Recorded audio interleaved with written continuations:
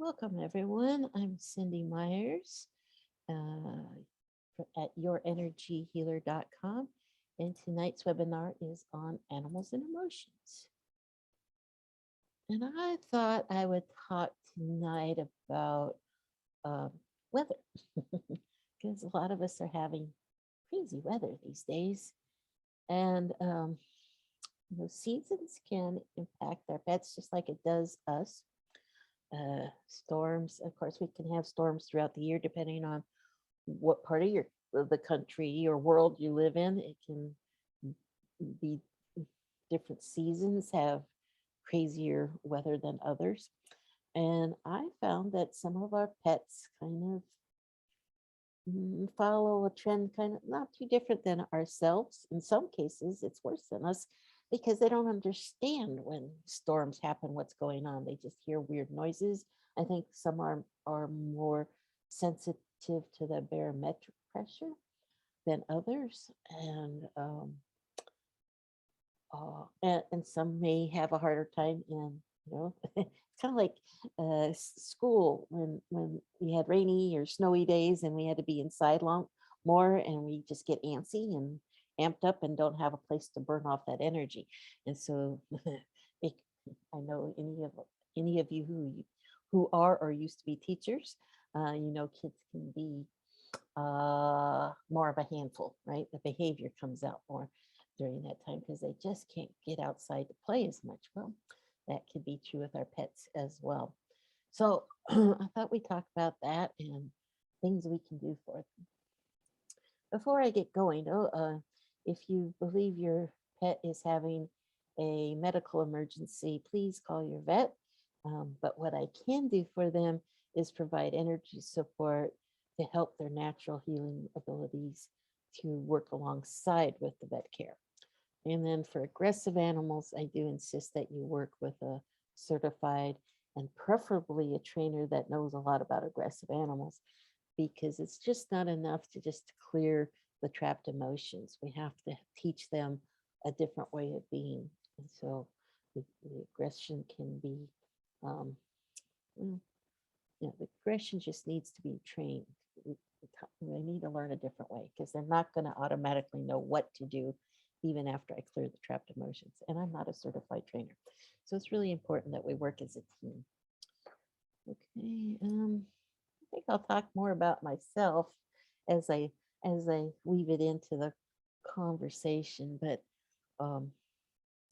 the reason the weather came up is because I do have an alpaca farm, and it has the last couple of days have been nice weather. Thank goodness, because we had a very long spell of rain, snow, and then more rain, and it did impact both physically some of my animals as well as emotionally. The storms, a lot of windstorms, really made one of my dogs incredibly nervous and anxious. So I do use these tools myself for my animals. So weather and pets and how it impacts their emotions. Well, I know living in Oregon, we can have seasonal disorders with the short days and no sunshine and little daylight just in general because of the short days. It can impact our moods. We just don't get outside as much or as long. And so I know for me, I don't have as much time to be outside to play with my animals, to take them for walks or longer walks. And so that can impact them because they're used to having more activity. But in the winter, it just isn't happening. And then I've had a number of clients lately telling me that their pets, their cats, their dogs are having dry skin issues. So they're very itchy and uncomfortable. And when they get really itchy, they like from the dry weather or because they're inside more, and then with the heaters on, it dries out the skin, right? So just like us, my hands are very dry these days. It's uncomfortable, and it can come out not only by licking their paws more or scratching at themselves, but also a couple of them are starting to have accidents in the house more. And it's just because of that energy when you're so uncomfortable. It got plain dogs right underneath me. Um, it can cause behavioral issues. Being amped up and inside all day gets them crazy. Um, Also, I noticed that sometimes they don't drink as water as much. And I know I forget to drink more. It's cold outside and I'm just not as, I don't feel thirsty as much because it's cold. Well, we actually need more water. And um, so what I do for my dogs is put more water in their food. So I make sure they're well hydrated because that too can cause problems both physically and emotionally. And then again, I was mentioning the storms. Storms can be very frightening. They don't understand it. They don't understand the noises with the twigs snapping and hitting the house or the leaves hitting, whatever it is. There's just weird noises outside, and that makes them very anxious because they don't understand. And my telling them it's just a storm, they don't understand what that means. So they just are more anxious. Um, and then uh, a number of pets and some of my rescue animal clients with rescue animals, they got because of major disasters that occurred during various seasons. Fire seasons, a lot of pets got lost and separated from their owners, or their owners lost their homes and couldn't keep their pets. And so the summer season with the dryness and the smoke and all that, that can trigger the next year. Every year in the summer, those pets get more anxious. I have another one that survived a hurricane, a client with a dog that she rescued after a hurricane that got separated from its owners for whatever reason. And um, and so that dog during storms, again, really rain, a lot of rain and windstorms, gets very anxious. And that's understandable because it survived this traumatic event. So it can cause a PTSD response. And animals can have PTSD just like us, just like us. So it can really affect their emotions can be affected by memories, by a post-traumatic stress. And these are all, a lot of these things are emotionally driven. So how does anxiety appear in our pets? So how do you know when your pet is stressed out? Well, when it's more extreme, you might see them panting. That is one indication that they are upset, is they pant a lot. Or pace. They can start pacing around the house. They can't find a place that they feel safe. So they start pacing, looking for a safe spot, a den. They quite often want a den-like kind of a place, someplace to hide. Um, so bathrooms could be a good place. Closets are a good place. And or just a corner of the house or under a table or something like that. I try and create a spot that they might put a bed in, a place that they might like to hang out when they're more anxious like that, that they can feel a little more secure behind a couch. One of mine likes to go, well, I don't have a couch anymore, but they like to go behind the couch. Um, Another issue is whining. They can start whimpering and whining, trembling, shaking. That's a huge sign that they're really scared. They start to shake. And another one is they start chewing at themselves more. They start biting at their feet, licking, chewing their feet, chewing their hair off. I have one client, their dog, when they get really anxious from either storms or just in anxiety in general, it has a lot of, that's one in particular has an attachment issue. So when its owner leaves for any length of time, she gets very anxious, and she actually chews the hair right off of her body, off her legs, and makes herself bleed even. She gets so obsessed. They do get OCD, and one of the OCD responses is chewing at themselves. They can bark more, or mew, and of course hiding. Like I said, they want to find a den-like space. So they look for a place to hide. And one of the other big signs is that they have accidents in the house more often. That is a very common um, behavioral thing that comes up.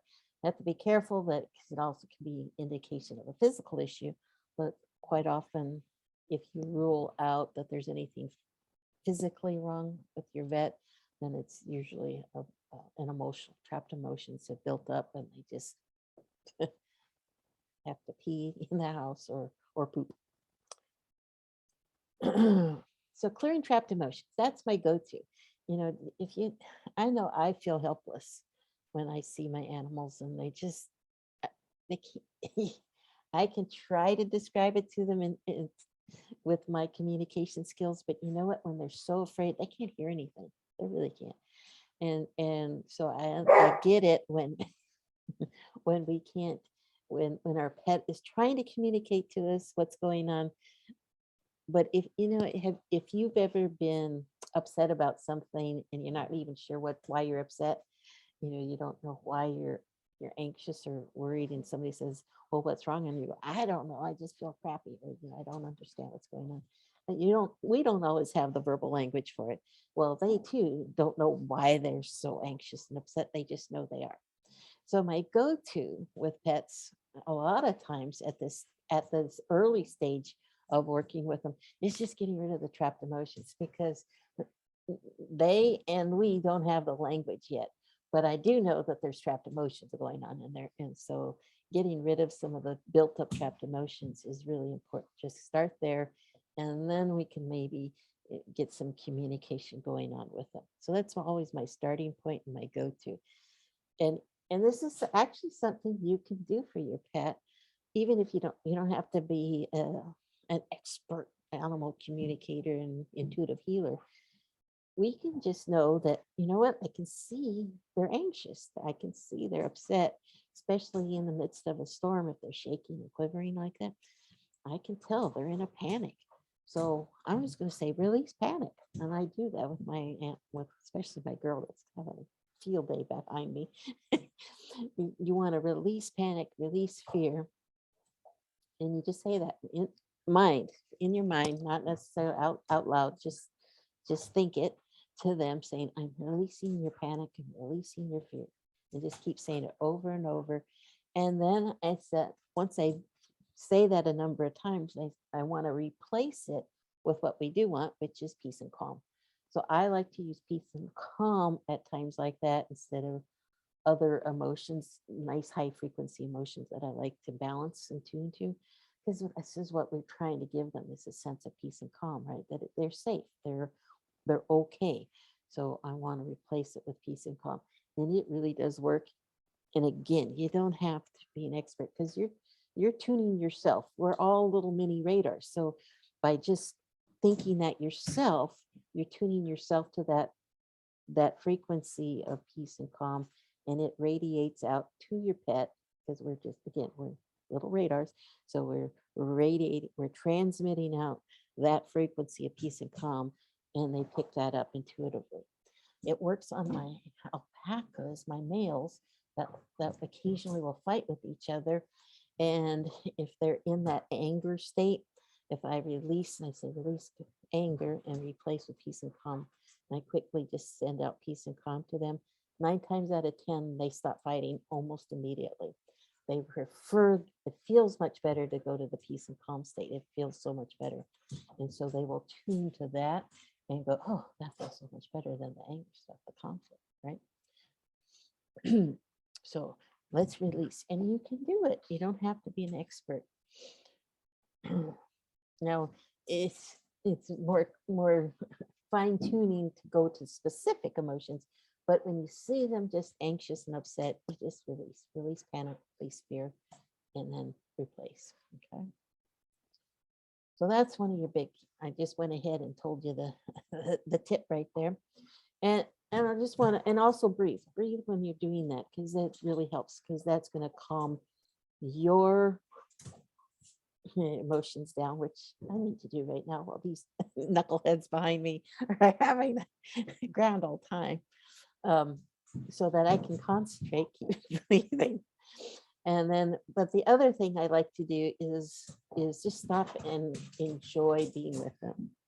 Oh my goodness, they're really going crazy tonight. Sorry about that. It's chaos here.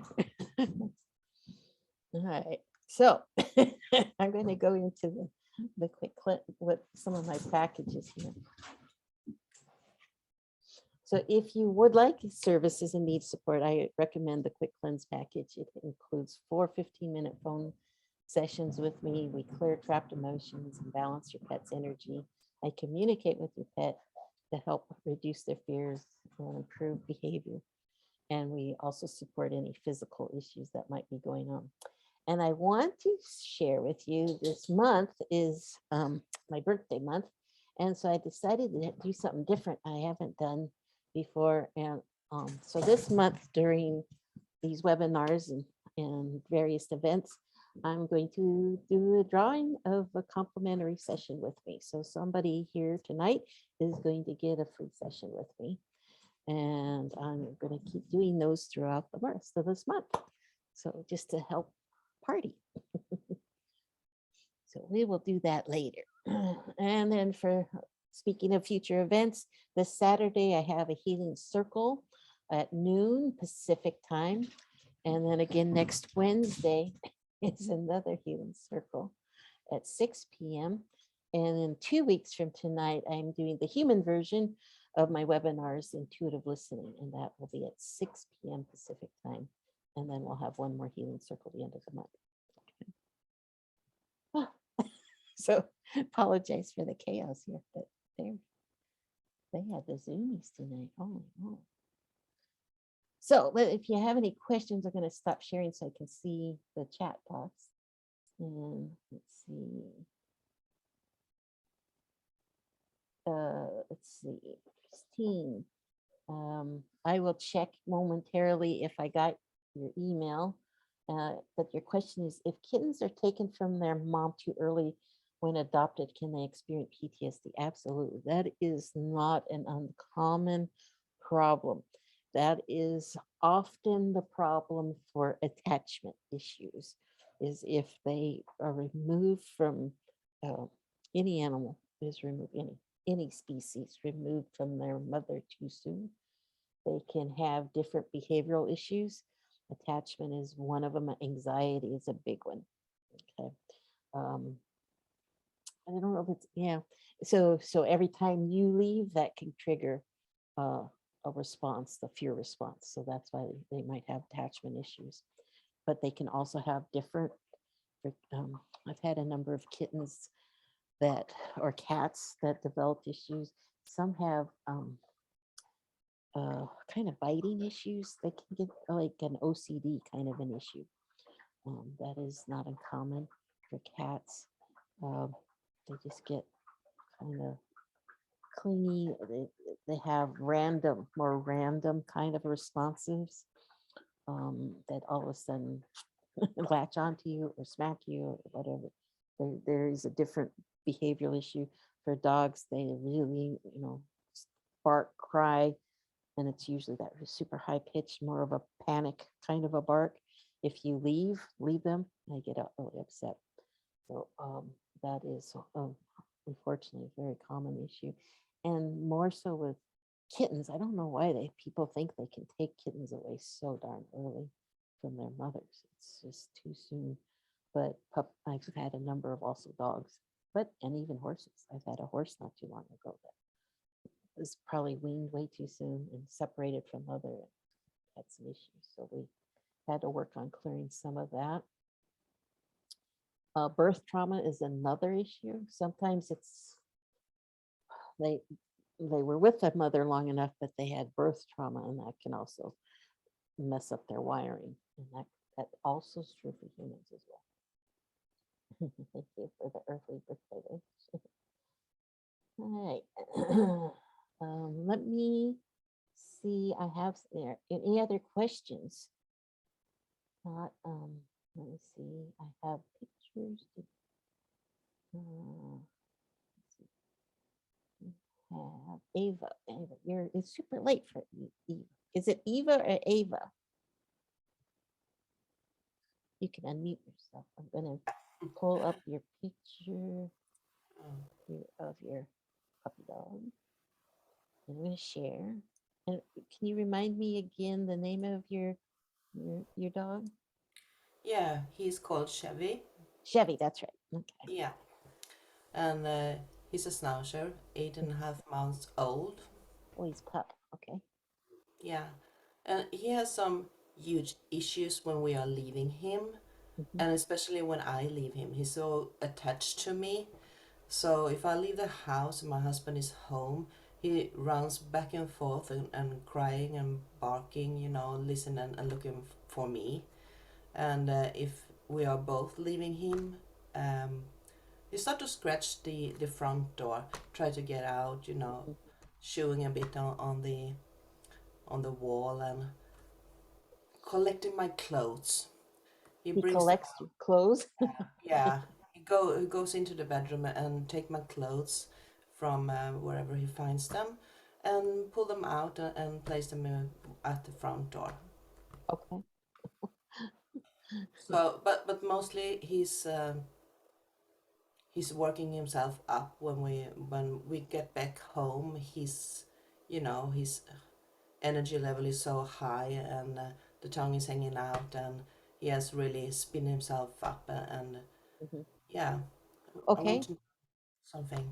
Yeah. So, and how old was he when you got him? Was he up Oh, 8 weeks. 8 weeks? Okay. Mm. Um,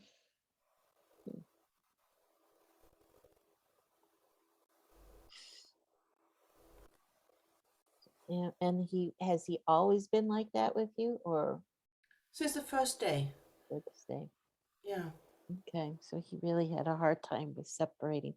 Hmm. Yeah, see, with even dogs, that is a very common age that for puppies to be placed in homes, and I wish people would keep them with their litter mates and mother, even if they're weaned off of mom. uh, Knowing mom is there, I would about 12 weeks, 10 to 12 weeks is optimum.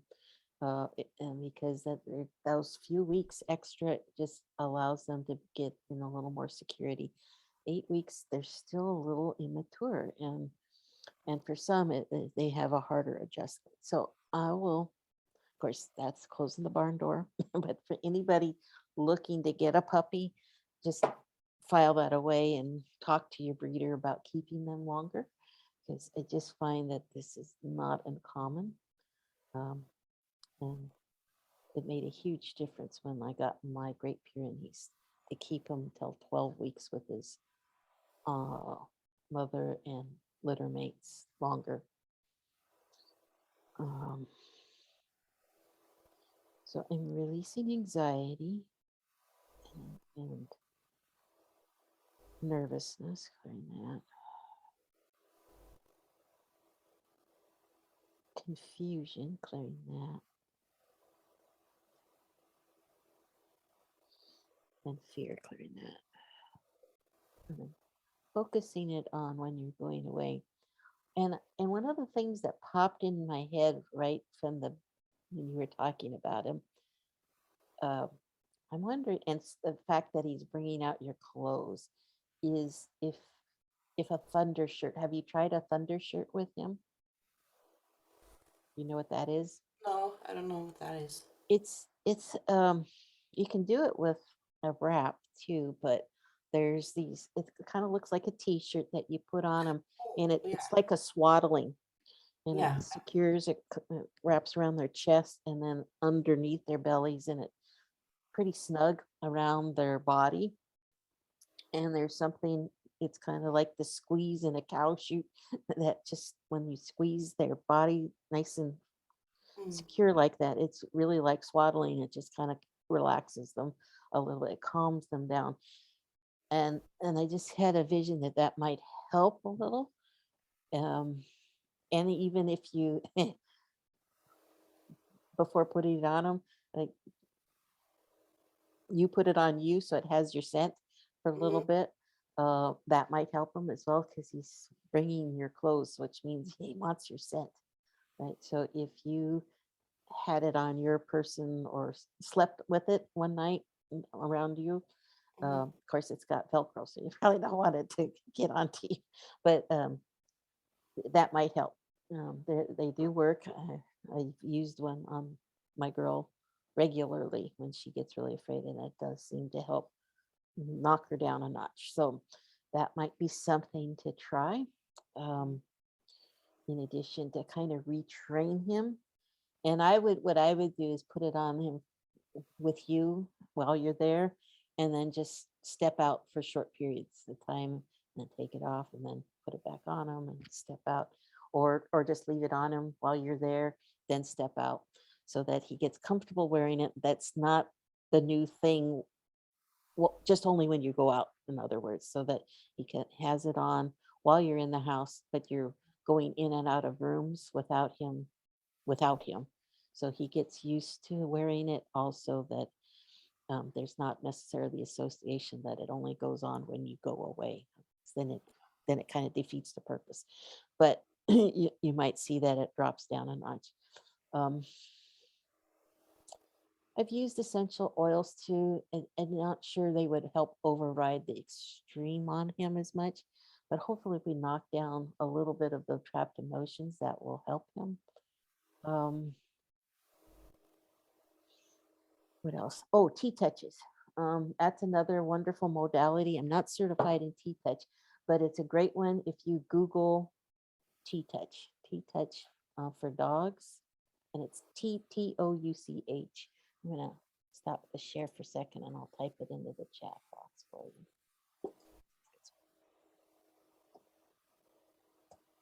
Touch. And Google that. It's just a simple touch. And again, you want to do it regularly all the time. I do it instead of petting some of the times. I'll like interchange. I'll be petting for a while, then I'll switch to T-touch and just do T-touches with them. And what that does is trigger the calming system. And so for Chevy, what's happening is that um, he's so adrenaline based. He's learned to be more in the f- the lizard brain, the fear based side of things. He doesn't know how to turn on the parasympathetic, the calming system very well. And so we have to help teach him that. And T-touch does that. That helps get those calming chemicals going through his body. Mhm. And the more you do that, again, not every time you go away, because we don't want him to associate it with just the negative. We want to Yeah. do it when he's happy and he's like, and it does. It creates then the Pavlovian response, so that when you go, before you go, you can do a little T-touch, and then you go when you come home, you greet him and do some T-touch. And what that does is just get him out of that anxiety state faster. We may not fully always get him out of the anxious state, but we can get them out of it faster, and that's huge right there, right? But so I think the your thunder shirt and the T-touch can be your best friends in helping him through that, and then hopefully that helps rewire him. And then the more times that you can, and I communicate to them, I always come home for you. You're my forever dog, so I'm always coming home to you. So I remind them that. And you can also let them know approximately how long you're going to be gone for. So I'll tell them, and again, I think it to them. They're event driven, so they don't understand time, minutes, and hours and stuff like that. I can tell them I'm home, I'll be home before dinner. They understand that event, supper and breakfast and that sort of thing. They can understand walk time. If you have schedules, anything with a schedule, I would use that. So if you know it's before dinner time, you can say it's before dinner. If you know it's going to be after dinner, then you can tell them that.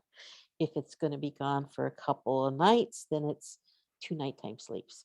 And I use nighttime. If you just say naps, you know how many naps your dogs take in a day, or cats? So they can have 2 naps and you go, well, why aren't you here yet? You said it would be 2 sleeps. So use nighttime sleeps. Okay. So it's different. Or 2 dawns, something, 2 early mornings, whatever is, again, event driven kind of a thing. Does that make sense for you? Absolutely. Absolutely. And you can try some essential oils. What I do with an essential oil before I put it on a pet is I put it on a piece of cotton or something first and see how they do with it, something that I can remove. Because once it goes on them, their nose is so strong that even after a bath or anything, they can still smell it. And if it's upsetting to them, we don't want that. Because once in a while, the essential oils can do the opposite than what, you know, 9 times out of 10, it might work, but they could be the 1 out of 10. So I put it on something that I can remove and get away from them if it does the opposite reaction to them. Once I know it's effective and it helps them, then I can apply it or put it on. There's things you can put on collars or something like that. So it's worth trying, but I don't have a strong feel that that can override his fear brain at this point. We need something else. I think the Definitely. body work will help more. And then also routines. Routines can help with a pet like that, with Chevy. Having a consistent thing that tells him or putting him, so he has the full run of the house. Sometimes, have you crate trained him? No, he climbs over the. He can climb Oh, over the top you of it. mean? Sorry, what did you say? So if he has a pen, he can climb over the top of it. He climbs over it. Yeah, Mm, it's like Houdini. He's yeah, just he's breaking out. yeah. Um, uh, and is he comfortable in a crate? Because again, No, they like no, he doesn't like those. Okay. Uh, hmm. All right, then yeah, then I would go with the thunder shirt and the other, because again, too much space is not necessarily comforting to them. no, I know. Yeah, So if there was something more den like a smaller room, he might do better. But if he jumps over the top of things, Houdinis, they outwit with themselves more than us sometimes. Well, thank you for sharing. thank you. Let's see, and Jen Schroeder, if you're here, I have Yes. Coco. Hi. Hi. Little Miss Coco is my forever baby. She is 4 She's a and cutie pie. she sometimes she gets a little moody when I've been home for a few days in a row, and then I go back to work and then she doesn't understand and she pouts about it. Yeah. Oh, well, she misses you. So let's see.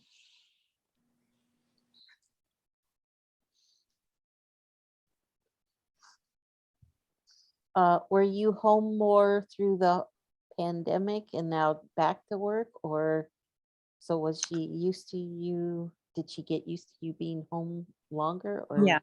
or Hmm. So yes, a lot of pets in the very beginning of the pandemic and the shutdown. I was getting contact from people saying they were worried about their pets and them being home all the time, and I went, no, that's not what they're going to be upset when you go back to work, not while you're home. So Yeah. and so now, yes, a lot of people are having more issues with their pets, so that's not uncommon. So let me go in and tap into Coco. So confusion on why. Fine.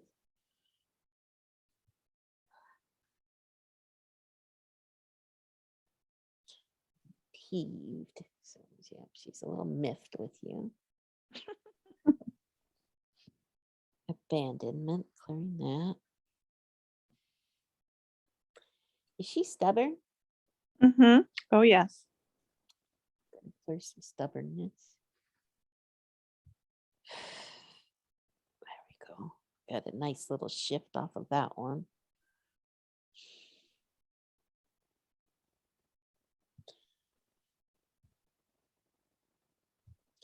How does she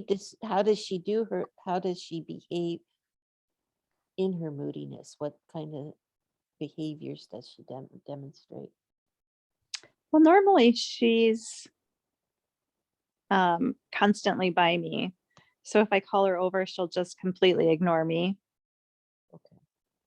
And then my other question regarding her is that when she gets outside, she gets so excited, she um, won't stay in the yard and she runs and thinks it's a game that we chase her.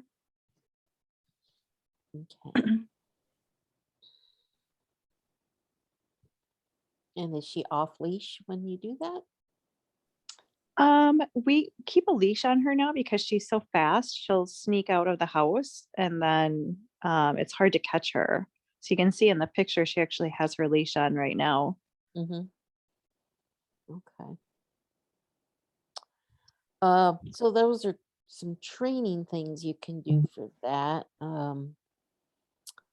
But again, and the T-touch again, because she gets hyper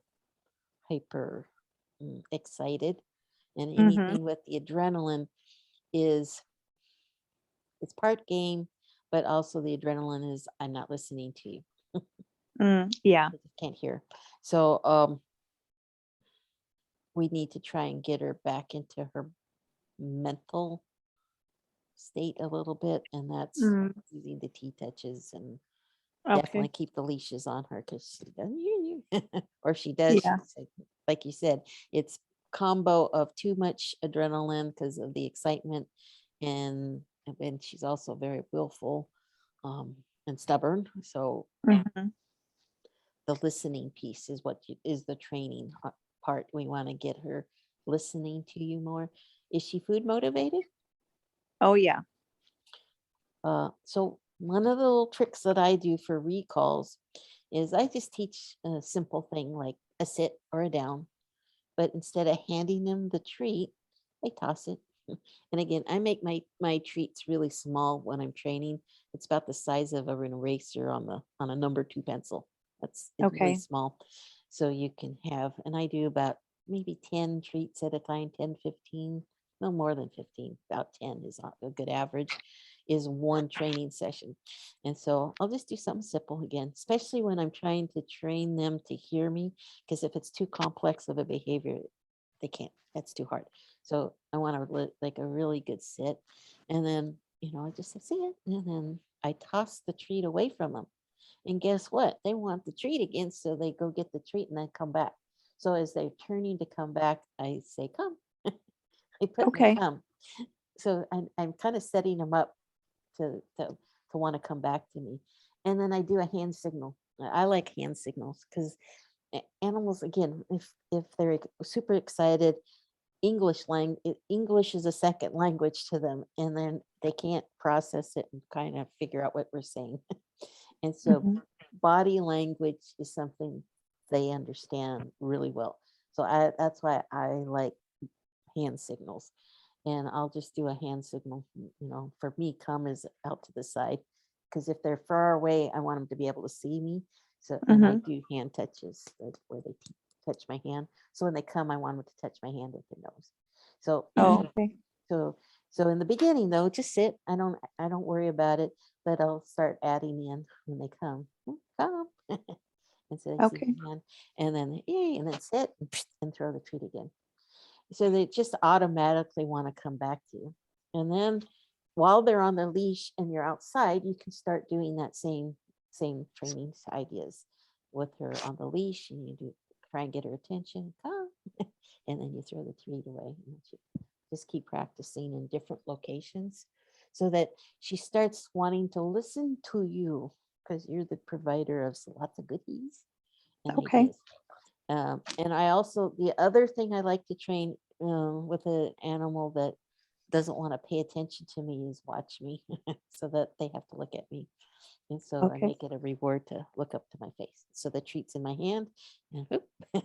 And so the hand signal is point you to my nose. So then they want to look at my face.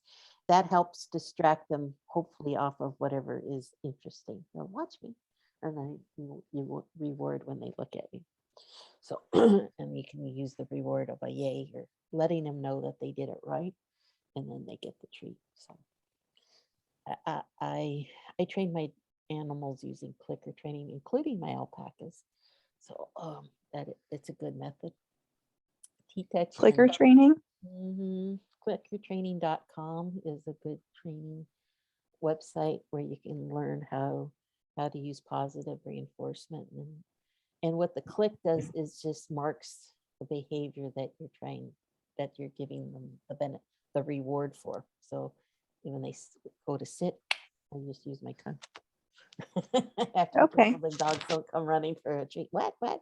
So I use my tongue, but you can get the little clicker toy thing. It makes a little click noise. Or if you get like a Snapple or something, the lid can work. Oh, as a right. good- Works really Okay. good as a clicker. But I never have the clicker when I need it, so I just use my tongue. And the reason I do, but you can also just say yes. A lot of trainers just use your verbal.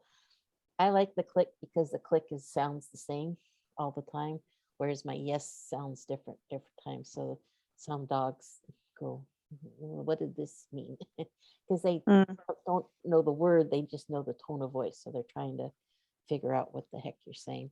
But a click is a click, and it's more transferable around other people. okay. But it's a training style methodology, and it works really well for a lot of different species. I've seen it work on wild a pigeon that was just came Oh, to eat off of my plate. So trained it to go hop to another square. huh. They can learn really fast, and she's smart. So it'll help burn off some of that extra adrenaline that she has, and it can help her get through some of her being miffed with you, because it's a fun Okay. game and it works her brain. Because she's very bright, Yeah, she's smart. she's very smart. So a bored puppy is a puppy that can get into mischief. Okay. And she's just, emotional, so it just will help get her out of her I'm mad at you. Okay. It's a fun game. She has to choose, then it creates a paradox, because do I want to be mad at you? But we're about to play this really fun game. Okay, I'd rather play, because they like to choose what feels good. Mhm. Animals are way better at it than us. We like to hang on to our baggage. Animals like to go where it feels better. So if given them a choice well, do you want to stay in a myth state or go play, have a fun game with me and play clicker game? And they'll go, clicker game sounds good. So it's really beneficial. Did you get the picture of my horse too? I did finally. Oh, good. Good. So, this was Yates.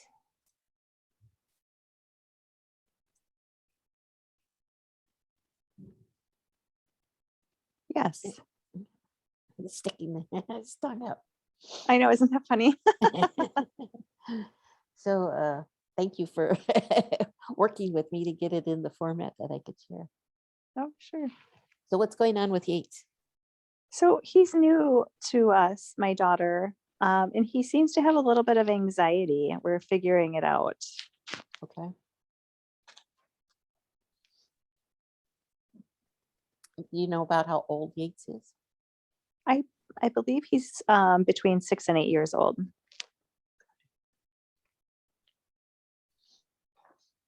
And he's had a couple of owners now? I believe so. He used to race. So he came to this barn and was being trained, and we bought him not too long after he came to the barn. Okay. So yeah, some of the racehorses do have more anxiety. Oh, so let's clear that. We're gonna clear some abandonment and anxiety. There we go. Confusion. Discouragement, clearing that.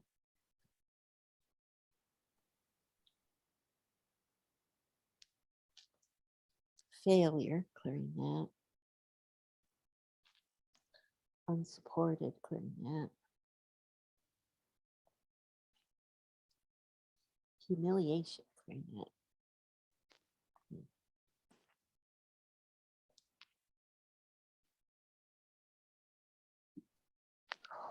There's my shift. Rejection, clearing that. Okay. Yeah, his early first couple years, several. No, I don't. I think his early years weren't horrible, but like his second, third year, probably while he was racing, it was very stressful. Um, a lot of demands on him and expectations, I guess. So he didn't handle the stress real well, I don't think. Mm. Uh, Again, T touches can be your a very good friend with him. It can help build the trust because he doesn't trust people too well because they failed him in some ways, or you know they abandon him. As soon as Mm. he might get used to somebody, they sell him or get rid of him.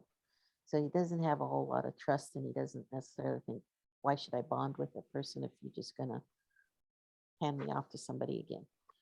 Um, so I would learn the T touches. It really, that's actually the creation of that modality was for horses with by Linda Tellington Jones.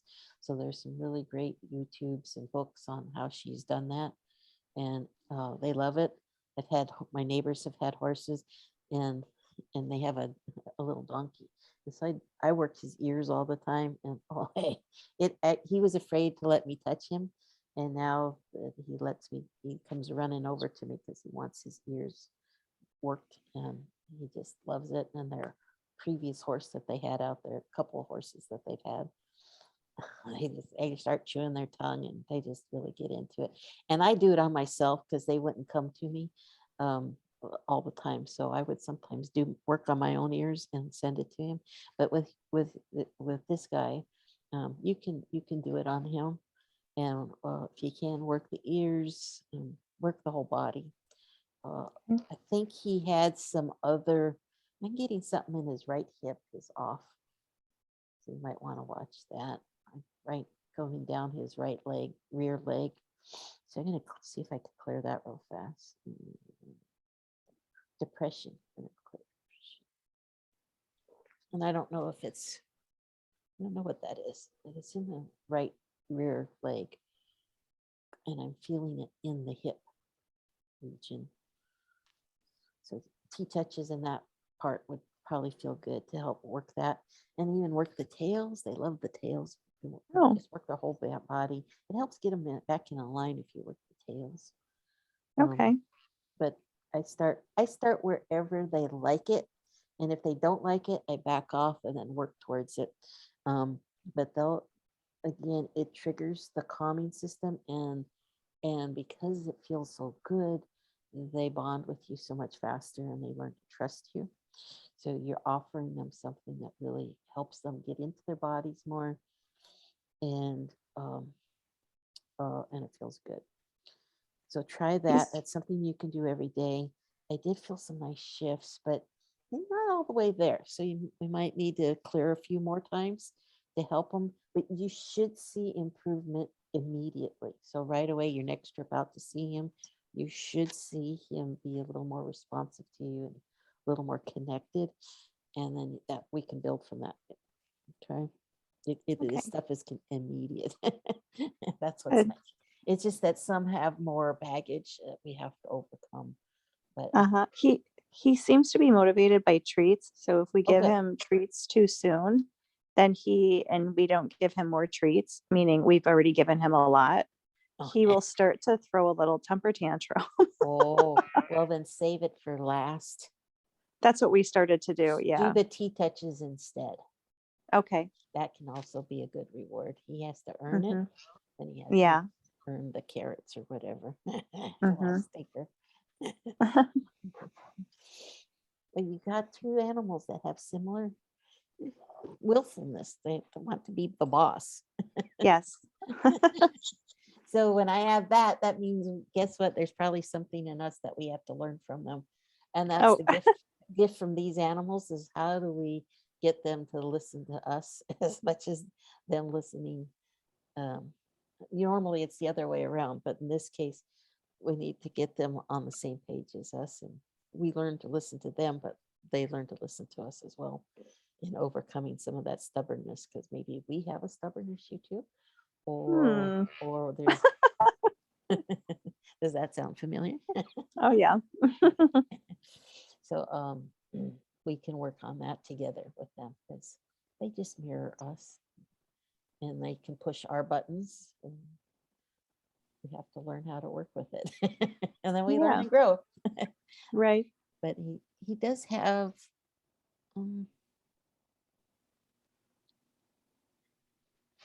he has a nice energy about him once you get there. I think he's gonna enjoy being ridden, and I think he likes having a job of some sort. I think that was disheartening for him to not not fulfill his role earlier. So he needs a new role. And it just can be your buddy, or whatever activity you do with him. I think he Mhm. needs to feel like he's got a purpose. He's very loving and very friendly and affectionate towards my daughter. Good. So Yeah, he they're wants to connect. He wants to connect. He just isn't fully trusting yet. So the T-touches will help with that. Hopefully the clearings will help with that. I don't like to tell an animal they're a forever animal unless it's true, and I don't know if that's the case for you guys. So, but I can tell him that while he's with you, he's going to be well loved. yes, definitely. Okay, perfect. Thank you. You're welcome. All righty. We got a couple minutes more, and let's see. Christine, did you email me any pictures? I can look real fast. Let me see. Nope, I didn't get anything. So did you I email? did. I sent him again. What the heck? Let me check.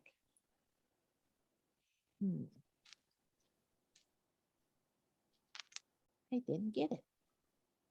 What the heck? Let me check my spam folder real fast. Maybe it went there. Oh, there it went. Okay.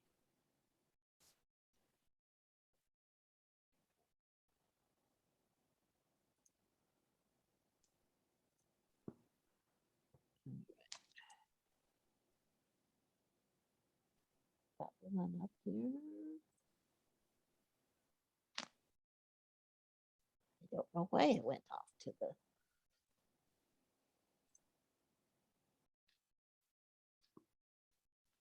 Who is this?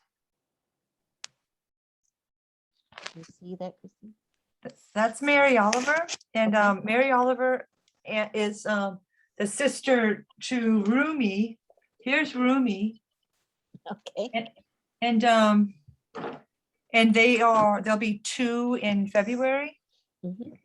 And Rumi's bigger now, and he can be kind of dominant.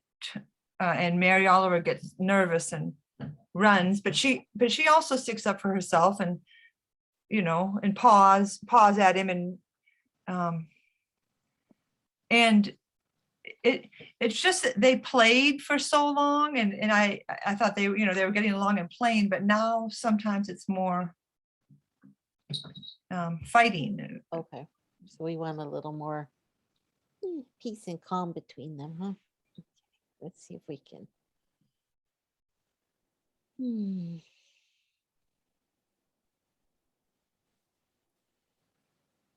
Kind of seeing who wants to talk. Okay, Mary Oliver does want to come out first, at least. And so, what does she have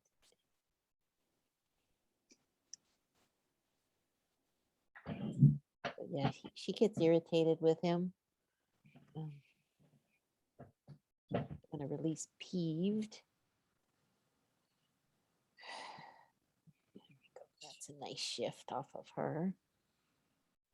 And frustration, clearing that. What else?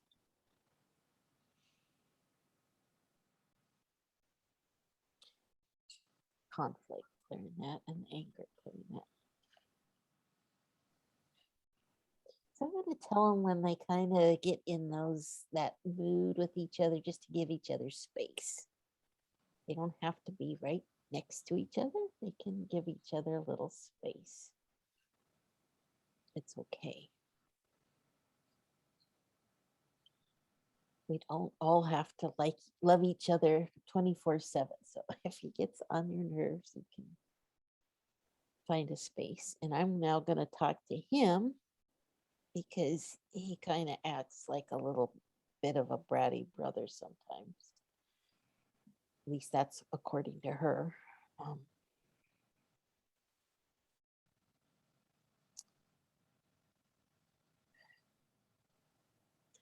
Oh, okay. Well, sometimes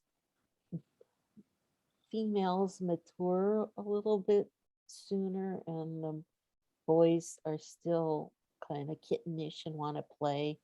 And for boys, they kind of like to do the sparring and the wrestling and all that. And she doesn't find that as much fun anymore as she did younger. And so he's kind of confused why she doesn't want to play with him as much. So he gets frustrated. So I'm going to clear frustration. And then he kind of keeps pushing her to try and play. She doesn't want to.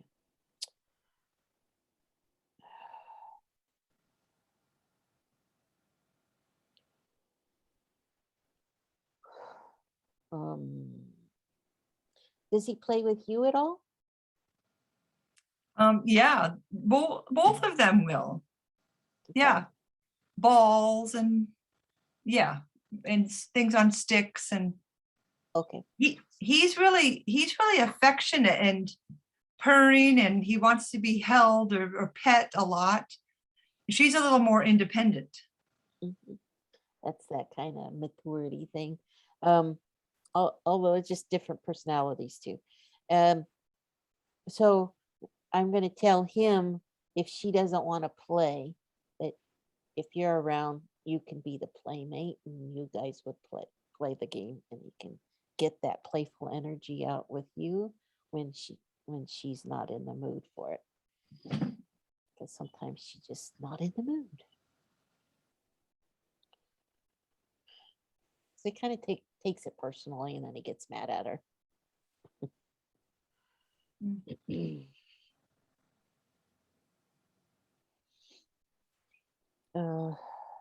What else? So if she's giving him space, I'm telling him now that if she wants trying to get away from him and kind of find a quiet space, that he should not follow her and get into her space.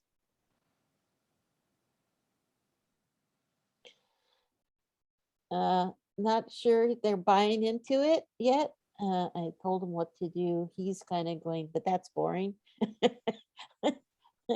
So again, he's got to get stimulated and find other fun things to do, or he could still be the bratty brother for a while. But hopefully they're listening on what to do, and then he'll grab a toy, or hopefully you'll see the signal of her looking for space. And if he looks like he's stalking her, you might try and get his attention and play a game with him instead, so he can realize that it's more fun to go play with you than pester her. Yeah, I do intervene because I say, Rumi, don't chase her. She doesn't want to play right now. Yeah. But then Okay. then give him then give him something more positive to do, which would be, if you have time, to play the game yourself. Yeah. And then Okay. if you have to, you can go into a different room if he's not listening. Then it's like, well, then you have to get put into another room, a timeout, if you're not going to listen. Because she deserves not to be pestered if she doesn't want to. She's just not that kind of girl anymore, at least not all the time. But there's times it gets confusing for him, because there's sometimes then she goes, okay, I'll play with you, and then other times she goes, go away. And he goes, well, when is it? don't know. Right? So Yeah. mixed signals is confusing him a little bit. So it's not all his fault in that regard. She's just moody sometimes. Kind of like us. Right? I'm not in the mood. So we can just help that way. But hopefully clearing of those trapped emotions from both of them might help just bring it down a bit. And you'll see a little bit peace and calm. If it amps up, then we just need to clear again. But hopefully you'll have a little more breathing room there. Thank you very much. Thank you. Glad we found those pictures. Thank you. All right, any other questions? If not, we're at the top of the hour, so I'm gonna stop the recording here.